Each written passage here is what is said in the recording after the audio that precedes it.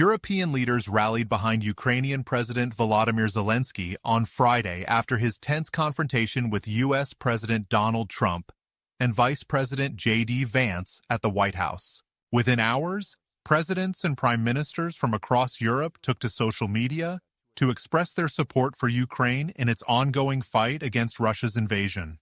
While they avoided direct criticism of Trump, their statements made it clear that they stood firmly with Kyiv, underscoring a growing divide between the U.S. and its European allies since Trump's return to office. French President Emmanuel Macron, who met with Trump earlier in the week, reaffirmed his stance, writing on X, "Russia is the aggressor. Ukraine is under attack." He added, "Respect to those who have fought since day one, for their dignity, their independence, their children, and for Europe's security." Earlier, Trump had accused Zelensky of lacking gratitude toward the U.S. The two leaders had been expected to finalize an agreement on Ukraine's mineral resources, but Zelensky left Washington without signing the deal. Polish Prime Minister Donald Tusk was among the first to respond, assuring Zelensky, "You are not alone." Meanwhile, European Commission President Ursula von der Leyen and European Council President Antonio Costa praised the Ukrainian leader, stating, "Your dignity honors the bravery of the Ukrainian people." They pledged ongoing support for a just and lasting peace. German Chancellor Olaf Scholz echoed these sentiments, saying, "Nobody wants peace more than the Ukrainians."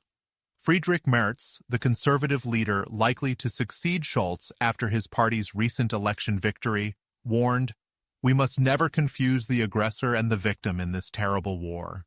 Seeking a middle ground, Italian Prime Minister Giorgia Meloni, who supports Ukraine but also maintains close ties with Trump, proposed a summit with the U.S. and European allies to address global challenges, starting with Ukraine.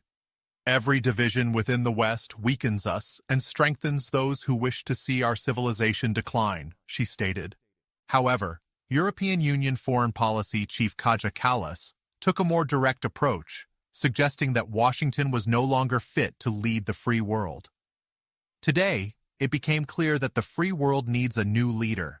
"It's up to Europe to rise to the challenge," she declared, vowing increased European support for Ukraine's defense. Leaders from Belgium, Croatia, the Czech Republic, Estonia, Finland, Ireland, Latvia, Lithuania, Luxembourg, the Netherlands, Portugal, Slovenia, Spain, and Sweden also reaffirmed their solidarity with Ukraine.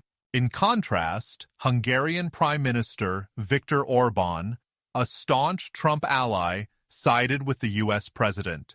"Strong men make peace, weak men make war," he wrote on X.